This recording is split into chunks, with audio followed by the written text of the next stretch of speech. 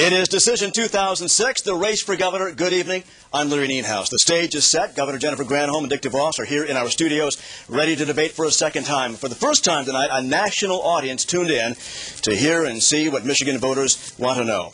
And this event shines a spotlight on our political coverage, our commitment to that coverage. We will continue to help you make informed decisions at the polls, both on air and online at woodtv.com. For now, get comfortable. The debate is on.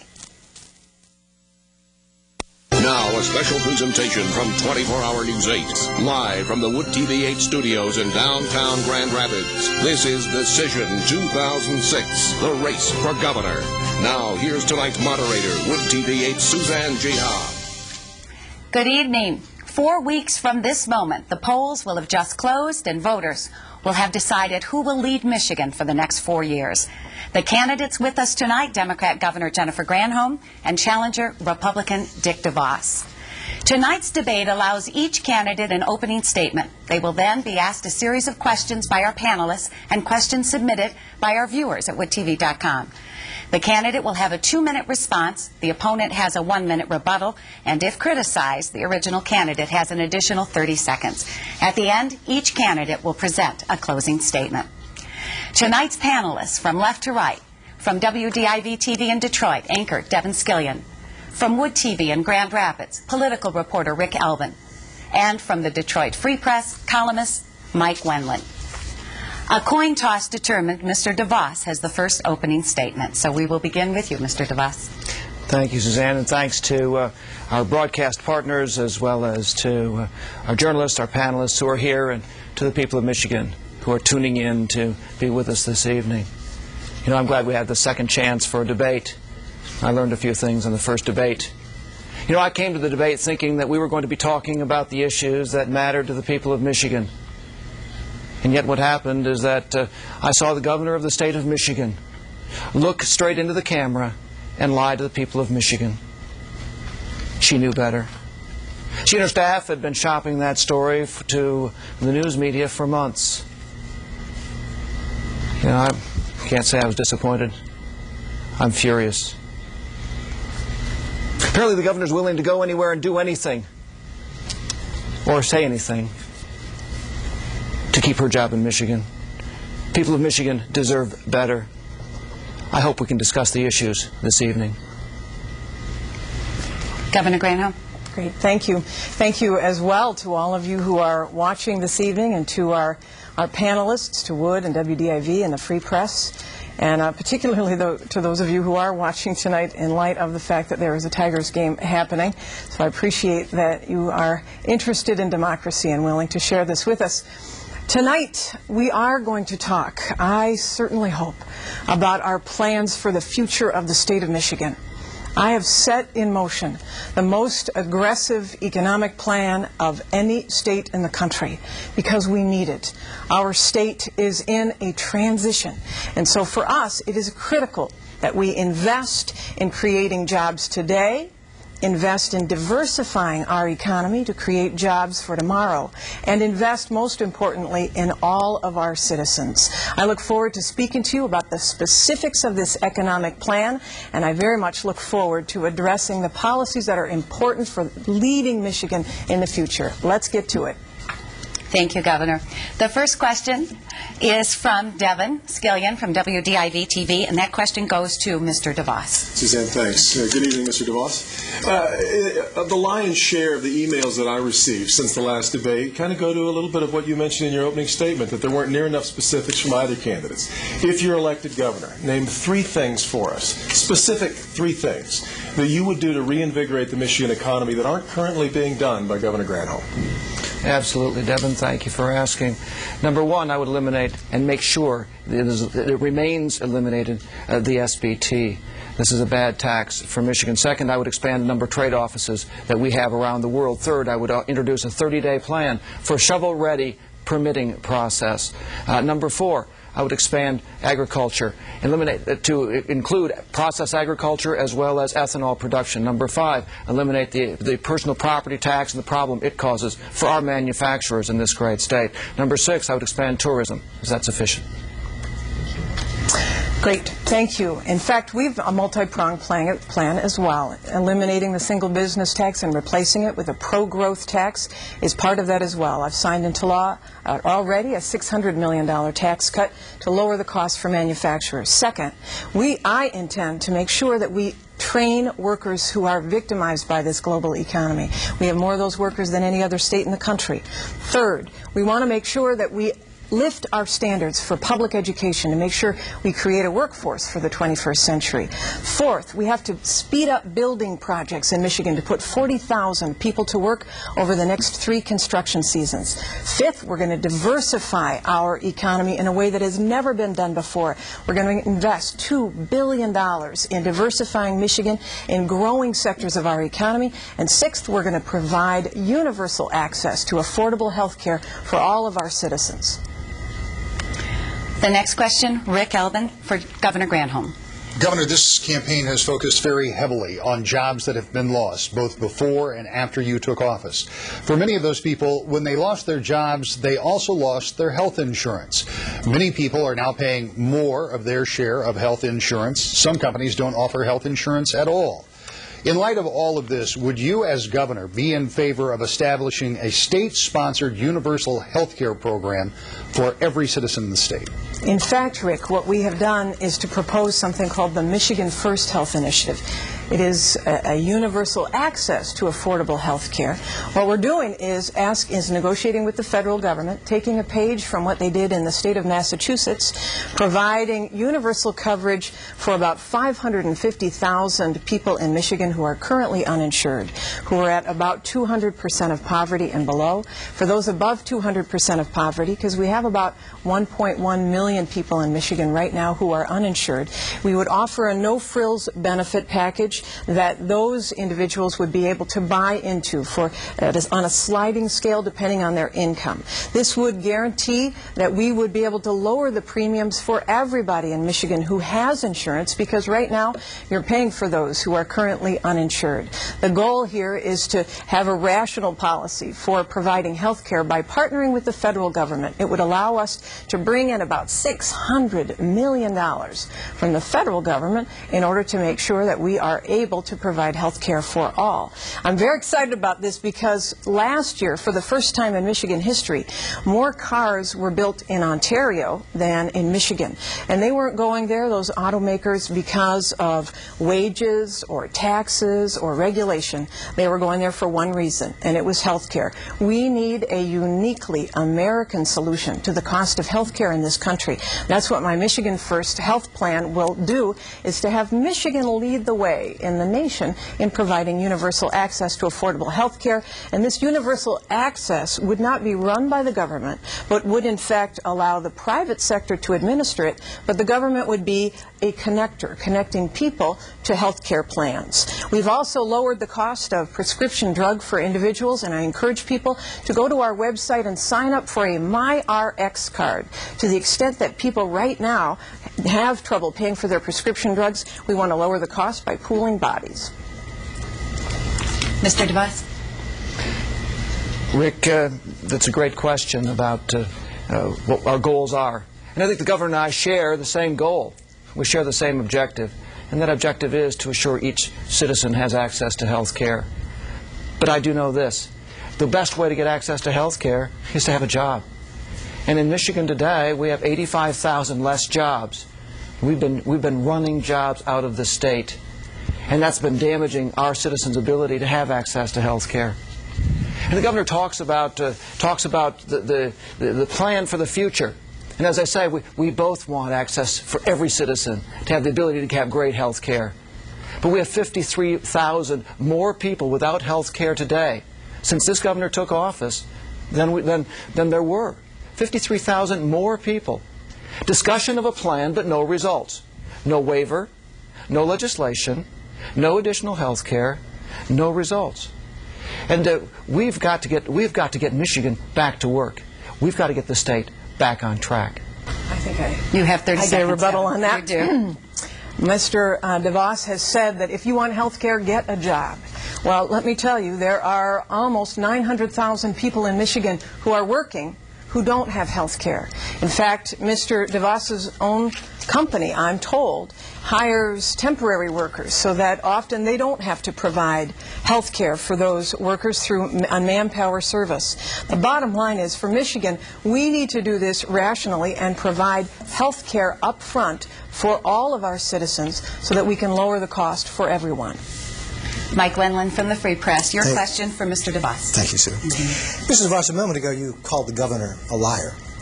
Last week you were very clear in talking about how disappointed you were with the negative tone of this campaign.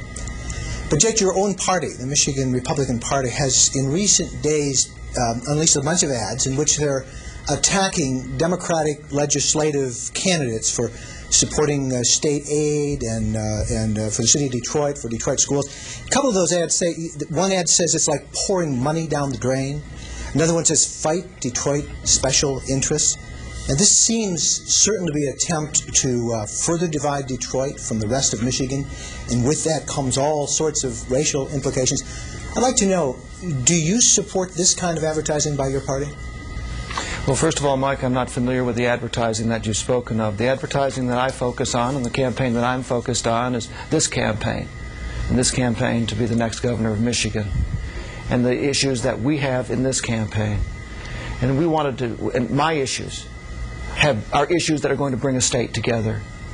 My issues are the kind of issues that are going to bring Michigan into a position where we can work together to achieve the objectives that we haven't been able to achieve to this point. There's plenty of division around, and I've talked very openly and honestly about the division that exists. But we need to bring the state together, and we need leadership that's going to be better at addition than division. And the sorts of advertising that we talk about has been consistent from the other side, from the governor's own campaign, beginning right at the beginning with erroneous, with wrong information, misleading the citizens of Michigan about sending jobs to China. I sent no jobs to China. Then misleading the people of Michigan about lobbying in Washington. I did go to Washington to fight for Michigan jobs, contrary to what the advertisement asserts. The fact pattern with the governor's ads continues to be suspect, and one more time, one more allegation, most recently raised at the last debate, was proven to be factually inaccurate, to be wrong. That's the issue that I'm concerned about, and that's what concerns me greatly about this campaign. The people of Michigan deserve so much more.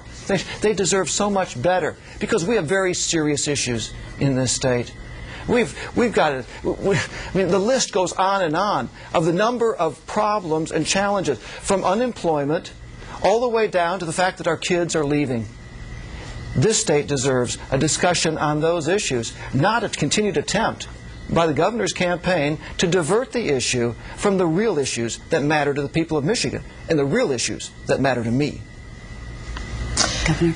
The real issues are, in fact, what got us to this place in the first place. It is a fact that when my opponent became CEO of Amway, there were 5,300 jobs under his employment. It is a fact that when he left, there were 3,900 jobs. That is elimination of 1,400 jobs. It is a fact that he invested $200 million to create thousands of jobs in China. It is a fact that he lobbied on behalf of his company, Amway, to get a $19 million tax break after he had and his family had contributed $1 million to the Republican Party. I do agree. But let's talk about the issues tonight, about how we are going to create jobs going forward. But it is a fact that when somebody complains about losing jobs in Michigan and we find out that he contributed to the problem, that is fair game. He is not a jobs maker in Michigan. Do you have a rebuttal, Mr. DeVos? Certainly I have two. I have a number of comments. The governor has asserted facts, but the facts are quite different than what the governor asserts. Once again, this is a problem. The governor's made an additional assertion earlier about temporary workers at the company that I used to head, where we had nothing but the best health care offered for our workers. And what we did by going to the international markets, what every company does, is to expand to the international markets to secure and preserve jobs. And that's exactly what I did during my business career. I've been a job maker at my company, in this community, as well as in other businesses. And there's no question about that. Thank you. Governor and Mr. DeVos, We gave our viewers a chance to get in on this debate. Excellent. We opened up the website and we said, send in your emailed questions. And this is just a small sampling of them. We actually received 1,900 here. Wow. And that's at Wood TV, and I know WDIV had received some. I know the Free Press received them. They came all the way across the state and up to the UP. We read every single one of them, and we picked some that we thought were representative of what a lot of the viewers had on their minds. So I would like to start with this question for you, Governor Granholm. Steve Yonker of Rockford says your ads are pounding DeVos on his special tax break for his Amway operations in China. Mary Heisinga of Granville wants to know, what is the difference in the tax breaks that you as governor give to businesses like Google, Electrolux, Whirlpool, and those given to Amway? Is it okay for you to give tax breaks to a business, but not okay for a business to receive them? The difference is that when we give tax breaks, we insist that jobs be created in this state. When Mr. DeVos got a tax break for Amway, a $19 million tax break, he eliminated 1,400 jobs and invested $200 million in China. That's the difference. When I go anywhere and do anything to bring jobs to the state of Michigan, which I do, if I go to Japan and bring jobs here for Michigan residents, we want to provide a competitive tax climate. But in exchange for that, they've got to create jobs in Michigan. You cannot give, and I would never give a tax break as a subsidy to a company who then eliminated jobs in Michigan and decided to invest overseas. There is a guarantee that companies are supposed to make by law to investing and creating jobs in Michigan. And that's the difference. Truly, I know that any CEO is going to go and make sure that they get whatever they can for their company. I understand that that benefits Mr. DeVos, it benefits his company. But the question for me as governor, and the question that anybody who's running for governor should ask is it good for Michigan? It's good for Michigan when a company makes products in Michigan and exports them around the globe. That is a great thing. It's good for Michigan. If the governor of the state goes to another country and brings jobs back here for Michigan residents. But as governor of Michigan, there's no scenario that I can see where it's good news, where it's considered a success if you eliminate jobs in Michigan. No, it's not good news for us, and that's a strategy that's not available to the governor of Michigan. When Mr. DeVos uses his business expertise as a reason for us to look at him as a candidate, the business expertise that is available is not translatable to governor. When you're governor, you want to expand employment. It's not a success to lose jobs. It's not a success when any jobs leave. And we have been more challenged than any other state in the country by globalization and the loss of jobs to low-wage countries.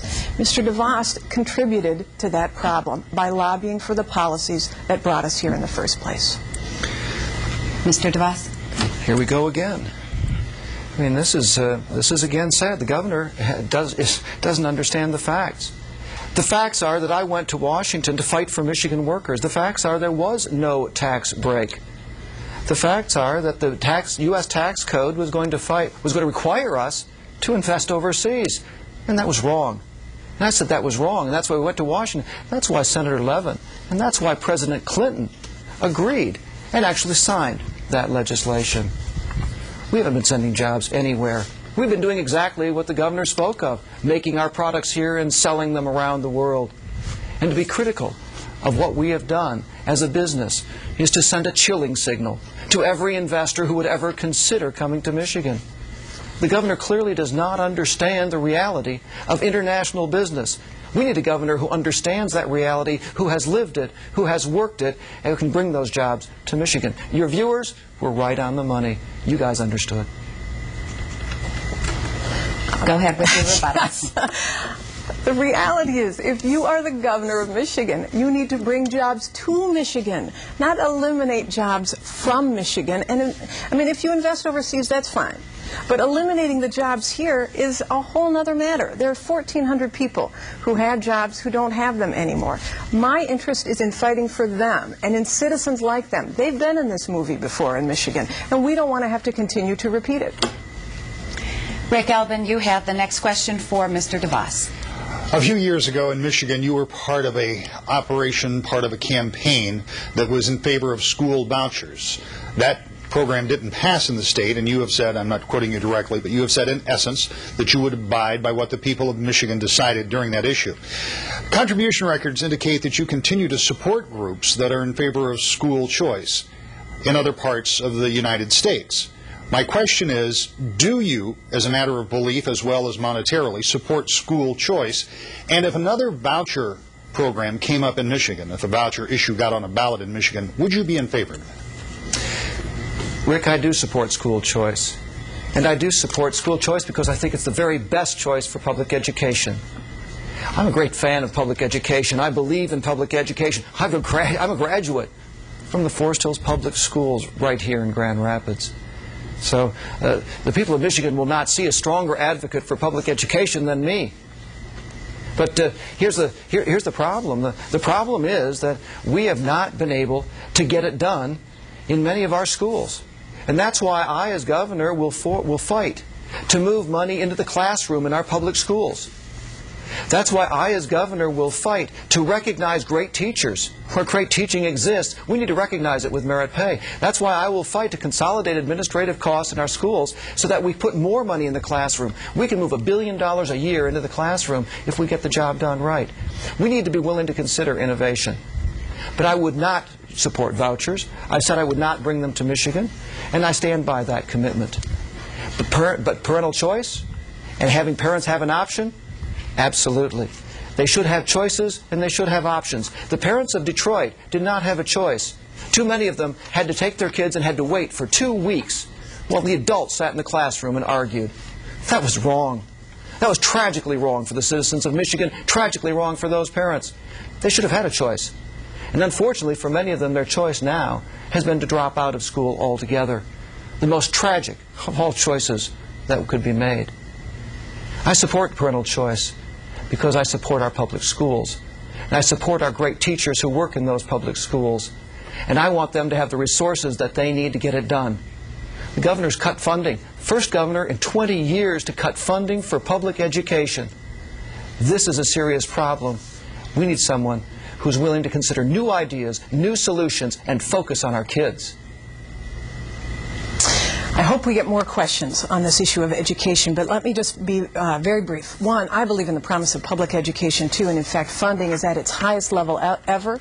We have now, and I pushed through the legislature and signed into law, Democrats and Republicans agreed on new high school standards that are considered to be in the top 3 in the nation. I've also pushed to have small high schools that have the new 3 R's, rigor, relevance, and relationships. So they're themed, so parents do have choice within the public school system, which I absolutely agree is an important factor. But and I've asked the legislature, by the way, to pass a $4,000 scholarship for every child in the state of Michigan to help parents get their children to go beyond, to be able to go beyond to college. We know, as a state, if we double the number of college graduates in Michigan, we will have the most robust economy in the nation. My opponent says that he has given up on vouchers. However, he gave a speech to the Heritage Foundation 2 years after that voucher movement failed and said that he would bring it back again to Michigan. He would bring it back more under the radar screen because he is donating right now to other groups who are promoting vouchers across the country. I question... Time, Governor. Sorry. Excuse me. All right. Do you have a rebuttal, Mr. DeVos? Certainly it's easy to have the highest education funding ever because there's only one way to go, and that's up. And yet, sadly, our kids are not seeing the benefit of that because not enough money is getting to the classroom. And the governor is suggesting that is impugning my integrity on this. I've said very clearly I will not bring vouchers to Michigan under any other name. But I will support innovation. And I support other states that innovate and find new ways to solve old problems. We can learn from them in Michigan. We need to learn from them. Mike Wendland, you have the next question, and it goes to Governor Granholm. Governor, you've spoken a lot about the difficulties that the state is facing economically because of the downturn in the automotive industry. Nationally, your party has criticized President Bush for not declaring or calling an auto summit. As governor of Michigan, perhaps the hardest hit state by the auto downturn, could you bring those leaders of the UAW, GM, Ford, Daimler Chrysler into a room? What would you tell them? How could you, as governor, help the auto industry? In fact, one of the first summits that I held when I became governor was called a Manufacturing Matters Summit, where we brought in the head of the UAW, the head of the labor movement, as well as the heads of the Big Three and the suppliers as well. And the whole purpose there was to develop a joint agenda for manufacturing that we could take to Washington and that we could do inside of Michigan. For example, one of the things that they suggested was to work on the personal property tax. I'm proud to say that I signed this $600 million tax cut into law to reduce the personal property tax for manufacturers. Another thing I said is, please take it to Washington. Make sure we have a bipartisan agreement about promoting manufacturing across the nation. We did that with other governors and with our bipartisan delegation, asking that the President of the United States develop a pro-industrial, a manufacturing agenda. We as a state are hardest hit because we have, on average, 700% more automotive jobs than any other state in the country. It's not rocket science as to why we are uniquely challenged. But this is why, in a bipartisan fashion, our delegation, as well as certainly the governors of other manufacturing states, have gone to Washington and demanded that several things. One, that we have a uniquely American solution to the cost of health care. We in this country saddle our businesses and our manufacturers with the burden of health care and legacy costs, and they compete with other countries that provide that for their workers.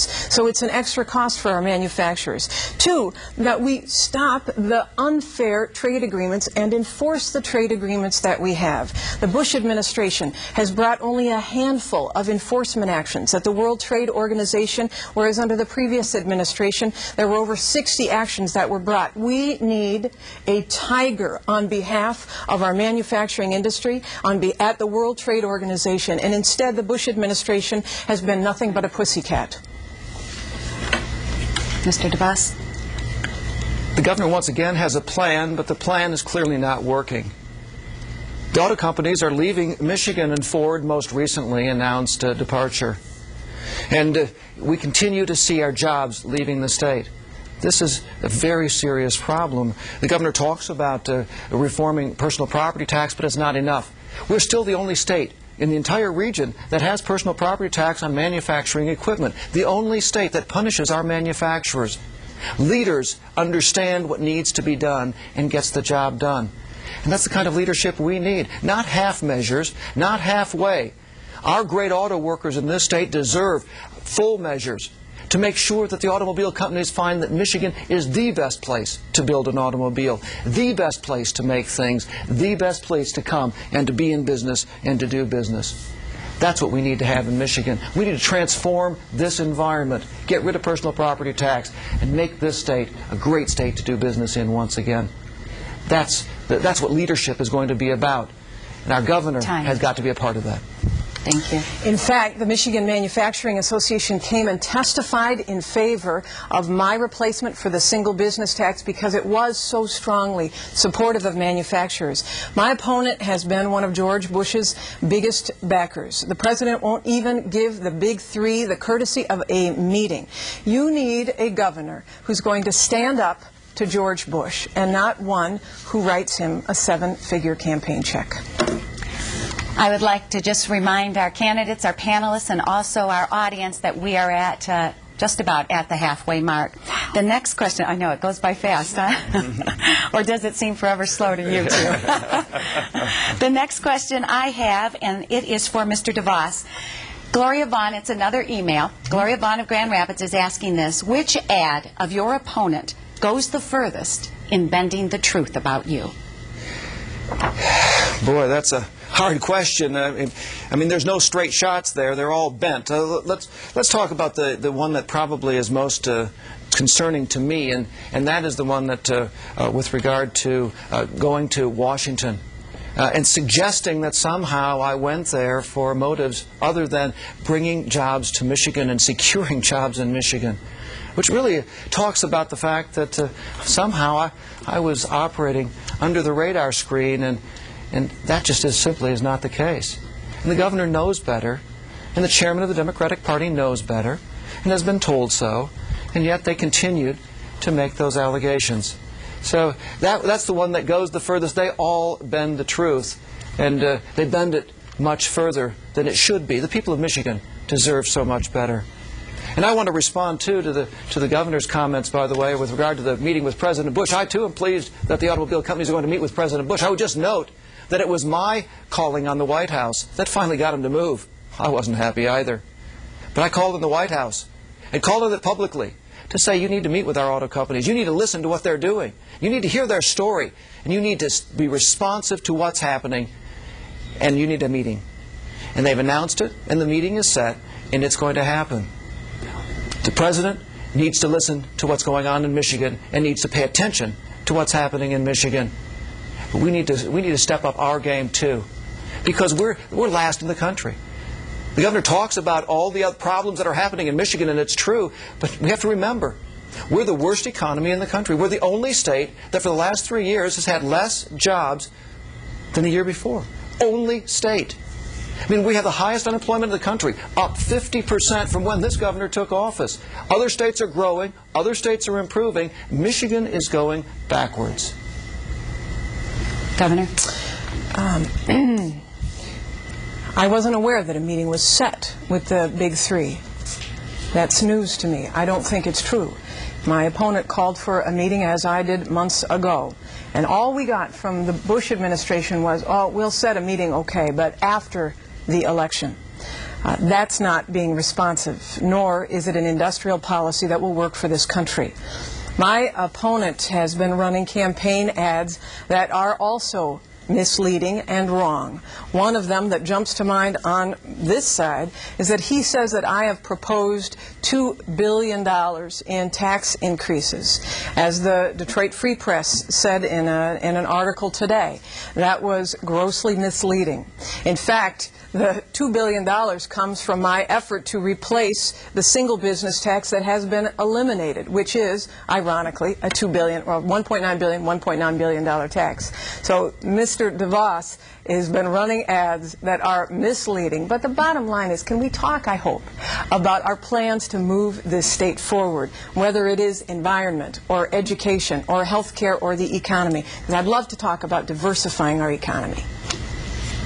Mr. DeVos, may I just ask you, since Governor Granholm said it was news to her, do you know when the President intends to meet with the automakers? Is there a date? The President did confirm a meeting. What was happening was the White House wasn't willing to set a date, and they were waffling on the issue. And so they have committed to a meeting after the election so as not to get in the middle of electoral politics. They've committed to a meeting. The sooner the better. I couldn't agree more. All right. Thank you. The next question comes from Devin, and that is directed to Jennifer Granholm. Governor, I also brought an email with me. I received this last week after the last debate, and I thought it was particularly poignant and strikes to the heart of what's happening in our state. My wife and I are independent voters who live in Macomb Township. We are considering job offers to leave the state of Michigan. The last debate, with its childish infighting, is only reinforcing us to leave the state. I'm hoping to hear more about a vision that involves whether Michigan will remain the mitten or succumb to being a global kitten. Governor, if most elections boil down to are you better off than you were 4 years ago? Well, I guess you've got 120 seconds to convince this family that they are.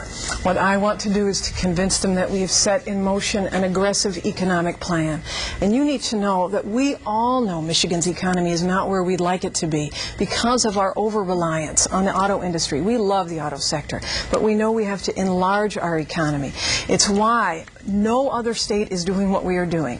We have now a $2 billion investment, $2 billion 21st Century Jobs Fund. I proposed it, pushed it through the legislature, and signed it into law. It will allow us to invest in companies that are going to come to Michigan and grow in Michigan, and most importantly, hire people in Michigan in 4 emerging areas, areas that build on our strength, areas like advanced manufacturing or homeland security and defense, life sciences, my personal favorite, alternative energy. Just to give you an example of this, in the first round of funding, this is a multi-year, deep and broad program. In the first round of funding, 61 companies decided they were going to come to Michigan or grow in Michigan in these areas. Companies that are doing amazing and marvelous things. And in fact, since our emphasis has been on alternative energy, I mean, you know, I hope, and anybody who sees carries this great mitten knows, and who lives here knows, that our sectors are perfectly aligned to have Michigan be the state that breaks the U.S.'s dependence on foreign oil. So in the past 9 months, 9 ethanol or biodiesel plants have announced that they are coming to Michigan to produce the fuel, the biofuels that will power the engines. We've got the agricultural sector. We've got forestry, which can be used in producing biofuels. We've got a university system that is second to none. And now we've got companies that are coming here that build the engines and that will produce the jobs that will keep our young people here. This is one of the things that we are doing to create jobs for the future. This first round of funding created 3,000 jobs, and the second round will be before the end of this year. Mr. DeVos? The governor keeps talking about plans, but it's been 4 years, and we've gone backward, not forward. Why is it? Why is it that this family should believe that for the next 4 years will be better, when this has been a pattern? This has been a consistent pattern from this governor, promises, and then nothing happens. We see discussion back to early on. I mean, this even goes back to earlier than that. It goes back to 1994, when the Wayne County Juvenile Detention Facility was having serious problems of sexual and physical abuse, and when this governor was then part of the Wayne County management team. There were reports, and the governor said, we're going to fix it. 7 weeks, it's going to be fixed. It didn't get fixed. Promises, no results. Said 1.5 years. Now we got the economy on track. Back in January after taking office, it's 4 years later. We need a change. A business person in the governor's office, new hope for your family.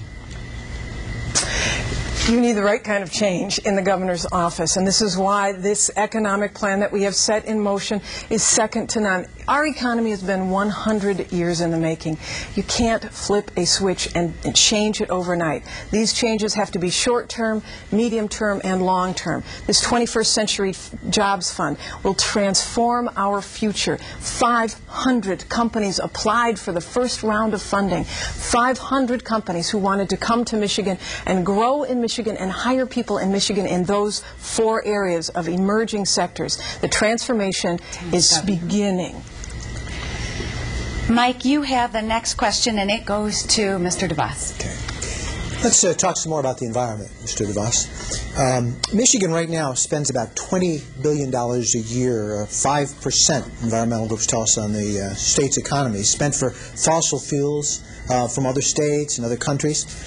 If elected, as 21 other states have already signed on, would you support requiring 20% of all electricity to come from homegrown, renewable energy sources like wind and solar and clean biofuels? Would you also, while we're talking about that, would you support conservation rules for new homes and buildings that they also use 10% less energy, as many of these other states have already signed on to?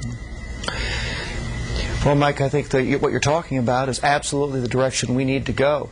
We have got to reduce our requirements of our fossil fuels and the use of fossil fuels and expand alternative energy. And we can't do it fast enough. And that's why I am a great supporter of alternative energy. That's why we need to move more quickly on ethanol. You know, we're already behind. I mean, I hear the conversation, once again, more talk from the governor, but do you realize that Illinois produces 4 times as much ethanol as we do in Michigan? Do you realize that Minnesota has 8 times the number of ethanol production facilities that we do in Michigan? We're already being beat to the punch. We have a lot of work to be done. Our electricity rates in this state are too high. They need to come down. We've got work to do to make sure that renewable energy is a part, and that we establish a clear goal, and I'll be happy to work toward that goal of 20% being a part of what we need to do to make it renewable and to sustain Michigan's future. But our citizens of this state are, right now, they're paying too much for the current energy that they have, and we can't ask them to keep digging deeper because we can't get policies in place to be able to reduce energy costs. And the governor doesn't have a plan. There's a commission now established, and that commission is going to report out in a year of what the energy plan will be after 4 years. We're going to find out what that plan looks like. I'm hopeful that there will be a plan. I don't know that I'll be able to support the plan, but I certainly hope that we'll at least have one. we need a plan for our future. A state energy plan is now being produced by our Public Service Commission, and it will require renewable portfolio standard, which is what you're describing, the reliance upon renewable fuels. When you do that, you can create demand, and therefore you can invite businesses who produce that kind of energy to be part of Michigan's economy. That's one of the areas that we are going to diversify in. Let me give you a quick example. In Greenville, Michigan, I started to say this during the last debate, Electrolux left and went to Mexico, where they could pay $1.57 an hour under NAFTA. But what I said is we're going to replace those jobs and bring in companies that will allow us to create jobs for the 21st century. So a great company called United Solar Ovonics has decided to put its first, second, and then third, fourth, fifth, and sixth plants all in Greenville, Michigan. Montcalm Community College is going to be training the workers in Greenville to take on those jobs, of those high-end manufacturing jobs. And of course, solar panels are one way, of course, of focusing on renewable fuels. Very exciting as an opportunity for us as a state to create jobs and reduce our reliance on fossil fuels. I have the next question. It's for Governor Granholm. Again, another email. This is from Dennis and Diane Heffron of Bellevue, very concerned about illegal immigrants getting welfare, free medical care, and education in Michigan. They're also really upset about illegal immigrants getting Michigan driver's licenses. Carolyn Jensen of Battle Creek asks, will you support stiffer penalties and even criminal charges for those employers who hire illegal immigrants and those immigrants who use false documentation to get jobs in Michigan? Clearly, we've got, I'm the former law enforcement officer of the state of Michigan as Attorney General, and we are a nation of laws, and we have to enforce the laws. And so enforcement against those employers who are hiring unlawful immigrants, illegal immigrants, is certainly one way of doing that. We also know that this debate is going on a national level. On the federal level, they just got permission to build a wall. I support that. I also support a sensible pathway to citizenship so that those who are here are not penalized, but that in fact they end up having a pathway to citizenship, not amnesty, but making sure that people who are here can earn their way to become a citizen of the United States. Many people know that I came to this country when I was 4 years old as a child coming from Canada, and I greatly respect immigrants and those who choose to become members of our great country. And there's nothing, I can't tell you how incredibly powerful it was for me as governor when I took the oath and swore allegiance, not as governor, but when I became a citizen, when I was 21 years old and swore allegiance to this country. It was a very powerful experience, and I don't want to deny that to people who earned their way there. But you've got to earn your way, and you've got to do it in a legal and documented way. Mr. DeVos? The question of penalties for hiring, absolutely. Organizations that hire illegal immigrants need to be dealt with and need to be dealt with firmly, as well as false documentation. If you're here in this country illegally, it is a problem, and it is a problem that we must solve, and that's why I do support the efforts to secure our borders. We have to do a better job, and we have to do a better job of making sure that our communities are safe. And if we're going to pursue these claims and these problems, we're going to need more officers to be able to do that. Under this governor's leadership, we've seen a reduction in the number of police officers. 1,300 less police officers in Michigan today than when this governor took office. Under her watch, 1,300 less officers available to do the duty and to make sure that our communities are safe and to make sure that the laws of this great country and this great state are supported, and most importantly, that our children and our citizens are safe. The Bush administration eliminated 10,000 police officers across the nation. Michigan took its hit when it eliminated the community policing program. But it is also true that when I got into this office, I inherited a $4 billion budget deficit. I've had to resolve more budget deficits than any governor in the history of Michigan. It's also true that when my opponent proposes a tax scheme that eliminates $2 billion from the state budget, that you're going to see a lot more problems with respect to law enforcement and public safety if that hole is not filled. And I asked my opponent to explain how he would fill that hole. Do you want to give him the extra time to explain? Sure, I would be happy to. Sure, absolutely. I've explained it numerous times, Governor, and I'm pleased that you're going to be listening. At the same time, I'll be grateful for your explanation of where the $4 billion and where the $4 billion came from, because I'm kind of an old school guy. My math says that when you started, the budget was 39, and now the budget's 42 or plus. That's more, not less. So I'm kind of curious about the cuts. I've never been able to quite figure it out. On the SBT, what I've said is that very clearly, get rid of the SBT. It's a bad tax. And then replace it. Replace at least half of it with a progressive tax that's either corporate income based or that is going to be gross receipts based, or a combination. Grand Rapids Chamber of Commerce, Detroit Regional Chamber have put forward ideas exactly how to get that done and get rid of SBT. Now, I know you support SBT and want to keep with SBT, but I think we need to replace it. All right, now you got to let me respond. Don't you? How many rebuttals do we want here? I know you got to control it, but for him to say that I support the SBT is wrong. I'm the first person who has a plan to replace the SBT. I believe you just said you would cut half of it? Half of the single business tax? I would replace at least half. Replace at least half of it. So now you're talking about $1 billion budget deficit to a state that has already resolved, yes, $4 billion in budget deficits. There has been more federal money that has come in for other funds, but as you may know, the general fund of the state is different. And the general fund has resolved $4 billion worth of budget deficit. So I'd like to know how you're going to fill that $1 billion hole without hurting individuals. We're going to have to wait and include it in another response. Devin, you have the next question, and it is for Mr. DeVos. Mr. DeVos, abortion law isn't always germane to a gubernatorial race. You've talked before about living into the law of the land, and you told me several months ago that abortion law wasn't the reason why you were running for governor. But we have seen renewed momentum to overturn Roe versus Wade in this country, most recently under the pen of the South Dakota governor.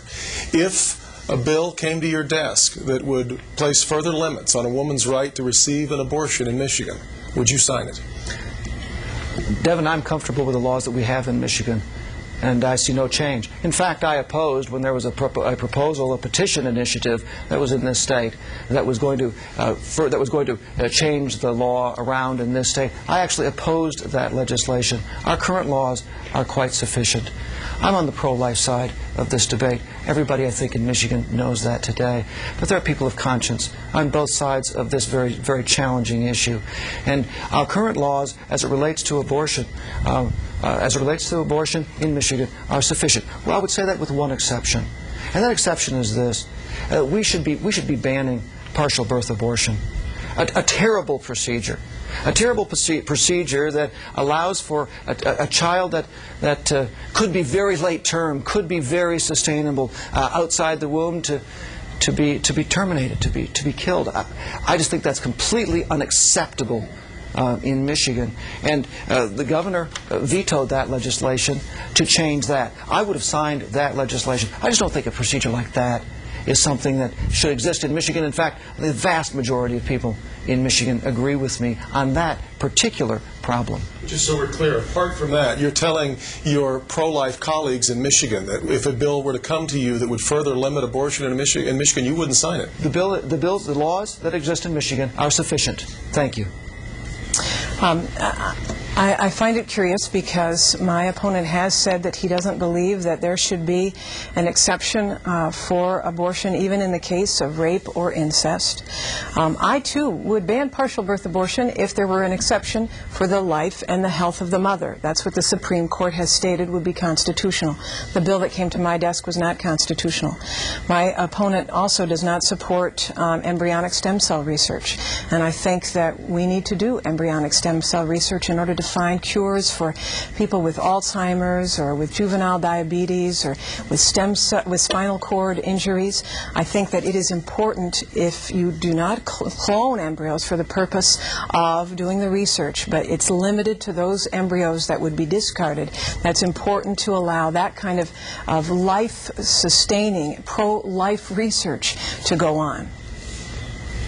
Do you have a response, Mr. DeVos? Yes, the governor needs to remember that the governor is not the governor, and the governor is the governor and not the judiciary.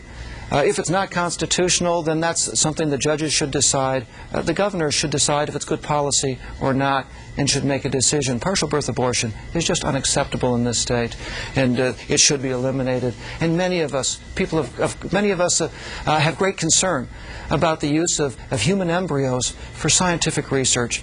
We have grave concerns about it. We need to work on stem cell research with adult stem cells. We can all agree on that.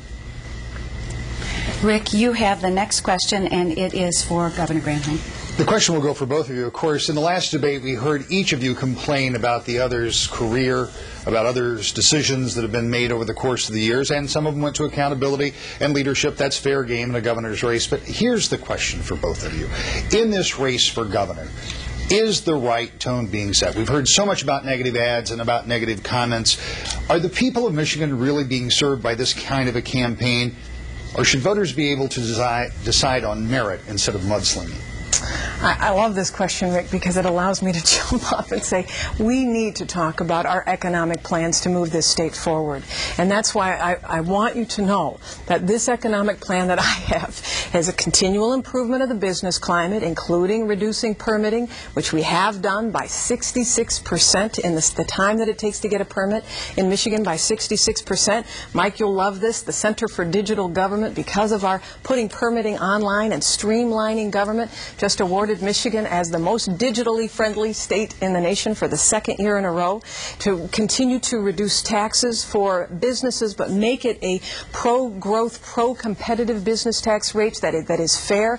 Our Michigan Jobs and Investment Act that I have online you can find, to make sure that we retrain the workers who have been the victims of this global economy. I mentioned Montcalm Community College as training those workers in Greenville for the jobs that the United Solar Ovonics plant is coming in. We've divided the state into 13 different regions. In each of those regions, we have canvassed the employers. We've learned that despite having a 7.1% unemployment rate, we have 90,000 vacancies in the state of Michigan today, and they're largely in two areas, again, broadly speaking, in healthcare and in skilled trades. So in each of those areas, we're teaming up the community colleges with our Michigan Works Agency to do short-term training and certification and placing people in vacancies.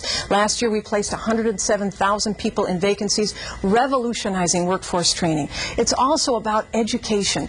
That's why we have installed these high expectations for high school. High schoolers now in Michigan, wherever they are going to be required to have 4 years of math and 3 years of science, a whole array of high standards. That's why we want to get every family to know that we've got a $4,000 scholarship for every child in the state of Michigan. It's why we're speeding up road projects to put 40,000 people to work building and rebuilding our state right now. So I appreciate the chance to be able to say this should be about the issues, and I'm glad to be able to speak about them. Mr. DeVos? I too agree that we need to be discussing the issues, and I would welcome that discussion. I started this campaign talking about who I am and introducing myself to the citizens of Michigan. And then the shells began to drop, to divert and distract the people of Michigan from the real issues. And so we do need to talk about those issues. And I put forward a very specific plan, DevosForGovernor.com, 65 pages, 134 specific ideas of how it is that we can build this economy in this state, how we can get Michigan turned around again, and how a business person in the governor's office can make a real and meaningful difference. And I've talked about some of those things. Getting rid of the single business tax, 30-day permitting, 60 days isn't enough. We've got to be the leader in time and moving forward. More foreign offices telling us to sell our Michigan-made products around the world. We have much to do. Why should we believe that the next 4 years will be any different because we haven't changed leadership? We need new leadership. We need a change in this state if we want to change direction. We are running out of time. So if I may, I would like to offer up one last question and just take 30 seconds each. But we don't have time for a last question. Okay. Oh my. Dick DeVos, because of the coin toss, you will have to do the first closing statement, if you would. Well, thank you very much, Suzanne, and to our panelists and the governor. Grateful for our listeners as well who have joined in to be here today. You know, Michigan has a very serious question, a very serious situation. I mean, let's just review the facts. The facts are that Michigan has the worst unemployment in the country. The facts are that Michigan has the worst real estate market for homes in the country. The fact is that Michigan has the worst jobs climate in the country. You know, our kids are leaving. Parents and grandparents tell me all over the state that their kids are leaving, and we have actually now more personal bankruptcies in Michigan than we do college graduates, all under this governor's term, all while this governor was on duty. You know, if I was head of a company and I had these kind of results, I'd be gone by now. That's just the reality. You know, many of us have been in this tough spot that the people of Michigan are in today. You know, we know somebody. They're a member of our team, or someone we have a relationship with, or someone we work with. Someone that we just know isn't getting it done.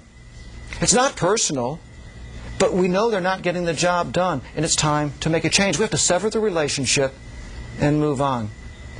So I suggest to the people of Michigan that, unfortunately, we have to fire the governor and head in a new direction. We need a change in this state.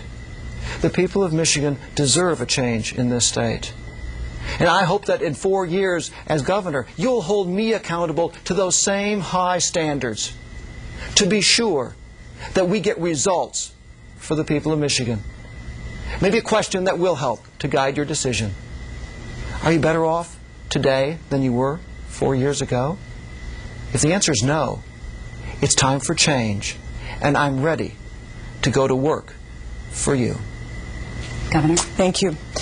We have a lot of differences, my opponent and I. I guess the question for him would be, is he better off than he was 4 years ago? My guess is he is, because he is somebody that supported the unfair trade agreements that got Michigan into this mess in the first place. He's somebody who lobbied for them, who benefited from them when he was head of Amway, who eliminated jobs in this state and invested overseas to create jobs there. That is not leadership for Michigan.